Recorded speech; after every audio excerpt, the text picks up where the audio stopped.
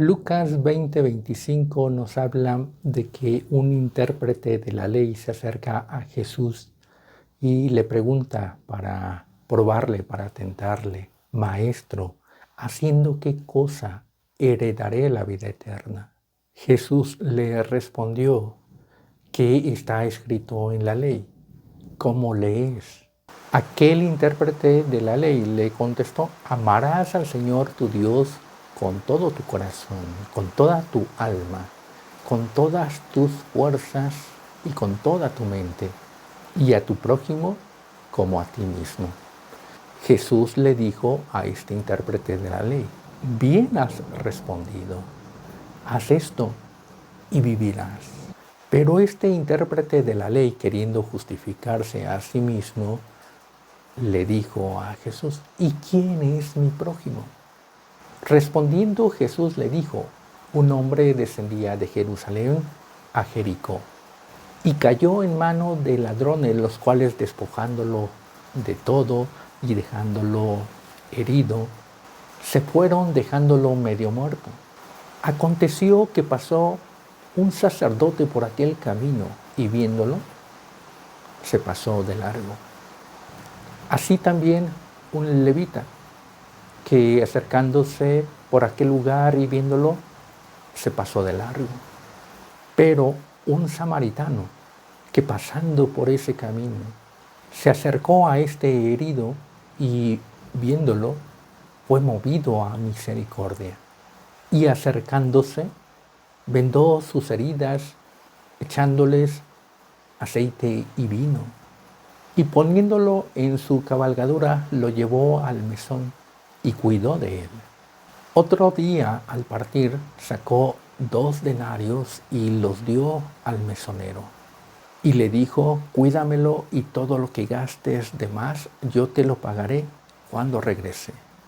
Entonces Jesús le dijo a este intérprete de la ley, preguntándole: ¿cuál de estos 3 te parece que fue el prójimo de este que cayó en mano de los ladrones? El intérprete de la ley le dijo: el que usó de misericordia con él. Entonces Jesús le dijo: ve y haz tú lo mismo. El intérprete de la ley quería hacer caer a Jesús, haciéndole estos cuestionamientos. ¿Quién es mi prójimo? ¿Quién es el prójimo? Un intérprete de la ley era aquel que estaba inmiscuido, estaba inmerso en la palabra de Dios, porque se dedicaban a copiar la palabra de Dios. Lo que nosotros llamamos Biblia, en aquellos tiempos no existía la imprenta y entonces se copiaban los libros a mano, con tinta, sobre papiros, sobre pieles de animales. Entonces los intérpretes de la ley se dedicaban a copiar, conocían la palabra, conocían letra por letra, tilde por tilde. Y también se dedicaban a dar su interpretación, a hacer esas referencias, esas anotaciones al pie de página, queriendo ellos mostrar su erudición, mostrar su conocimiento, y ellos se atrevían a dar su opinión sobre lo que es la palabra de Dios. Tenían ese conocimiento de la palabra y la enseñaban, la divulgaban de cierta forma. El problema con estos intérpretes de la ley y toda esa clase sacerdotal, los sacerdotes, los levitas y estos que eran los escribas, era que conocían la palabra, conocían la letra, pero no conocían el espíritu de la palabra, no conocían la profundidad, no conocían la misericordia. Decían conocer el amor. Este intérprete de la ley respondió: amarás al Señor tu Dios con todo tu corazón. Tenían ese conocimiento de el amar, de el deber amar a Dios. Pero sin embargo desconocían lo que es el amor, desconocían todo lo que es del espíritu y se centraban en lo carnal, en lo material, en lo mecánico, en lo automático. Ellos entendían que el amar a Dios era una obediencia, pero esa obediencia despojada de toda misericordia. Ellos llegaron a entender, llegaron a comprender que el amor era cumplir con los rituales, cumplir con las costumbres, cumplir de manera automática, sistemática, todo lo que está escrito en la ley, aplicando la ley como una norma, y esa aplicación era el amor. Llegaban a tal extremo, o llegaron a ese extremo, de imponer las costumbres a nivel de ley, a nivel de una norma. Estaban tan obsesionados con la ley que todo lo hacían de esa forma automática. Para comer se lavaban las manos una y otra vez. Si tocaban algo tenían que lavarse las manos. Ellos tenían esa creencia. Llegaron a entender ellos mismos que la santidad era no tocar lo inmundo y mantenerse en ese estado puro, de pureza. Entendían que la pureza era no contaminarse de lo que ensucia, de la suciedad. Creían que la santidad se mantenía si ellos se mantenían alejados de lo que contamina, de no ensuciarse las manos, no ensuciarse las vestiduras. Creían que la santidad era mantener esa limpieza de vestiduras, esa limpieza de manos, esa limpieza del cuerpo. Ellos entendían que de esta forma se mantenían santos delante de Dios. No entendían lo que es la verdadera santidad, y que la santidad tiene que ver con la pureza de la mente, la pureza de pensamiento, la pureza de acción. Desconocían lo que es el interior. Hablaban del alma, pero no entendían lo que es el alma. Para ellos lo importante era lo visible, era el cuerpo. Y mientras el cuerpo estuviera saludable, estuviera limpio, ellos decían estar en santidad. Esta forma de pensamiento los había alejado de su entorno común. En esa obsesión de mantenerse de esa forma de santidad, de no contaminarse de lo que se consideraba impuro o inmundo, se mantenían alejados de todos.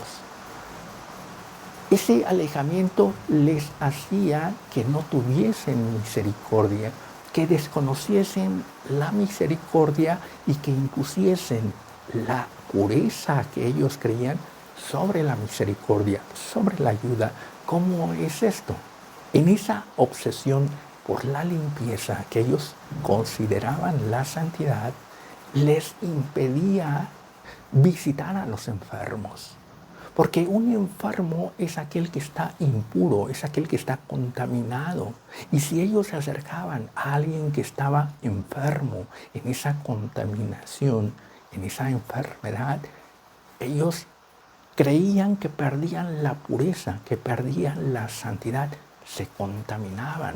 Ellos guardaban sus vestiduras, guardaban sus manos, guardaban su entorno para no contaminarse. Entonces, visitar a un enfermo implicaba contaminarse, y eso ellos creían que les hacía perder la santidad, la pureza delante de Dios. Tocar a un necesitado les contaminaba. Aún tocar el dinero para ayudar a un pobre, para dar una limosna, para dar una ayuda a una viuda, para ayudar a alguien en esa escasez. Si ellos tocaban el dinero, se contaminaban. Porque ellos podían recibir el dinero, pero no lo tocaban, sino que lo recibían en un lugar especial. Y al recibirlo, ese dinero primero era purificado, era santificado con sus rituales y con lo que ordenaba la ley. Y entonces rociaban ese dinero, rociaban esos bienes que estaban recibiendo, eran rociados, eran puestos en el altar y de esa forma eran santificados y podían ser tocados. Pero al momento de que ellos tomaban eso santo y se lo daban a un pobre, entonces ellos consideraban que eso santo se volvía impuro, que estaban corrompiendo lo santo.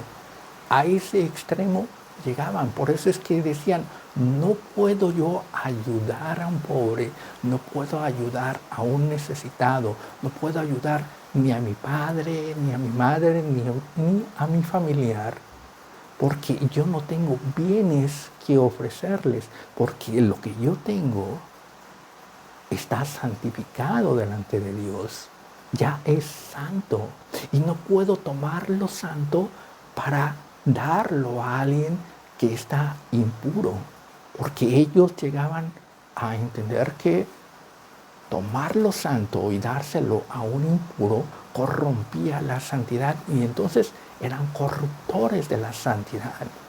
Ellos se enfocaban en mantener esa santidad de que nada de lo santo tocara lo impuro, sino mantener lo santo apartado. Por eso es que ellos se apartaban. No podían ir a la casa de nadie porque esas casas eran inmundas, eran impuras. Y ellos vivían en su pureza, en su idea, en su creencia de lo que es la santidad, manteniendo esa santidad. Y entonces se formaba una barrera, la santidad de ellos con la impureza del pueblo, la impureza de todos los demás. Solamente ellos eran santos y se enfocaban en mantener esa santidad. Cualquier idea de ayuda era rechazada. Ellos no podían ayudar porque el ayudar era contaminarse, significaba perder su santidad. Esa idea simple de que yo no puedo visitar a un enfermo porque el enfermo me va a contagiar y entonces yo me alejo de los enfermos, de no poderme acercar a alguien que está sucio porque me va a ensuciar, de no saludar a nadie porque me va a contaminar, me va a pasar sus gérmenes. Esa idea que nos parece un tanto absurda era lo que ellos creían mantener la santidad, no tocar lo inmundo, no tocar lo impuro. Un enfermo para ellos era alguien que estaba en pecado, que estaba en juicio, que estaba siendo castigado por Dios por su pecado. Y entonces cualquier enfermo ellos consideraban que estaba en pecado, por eso es que no podían tocarlo y no podían ayudarlo, se mantenían alejados.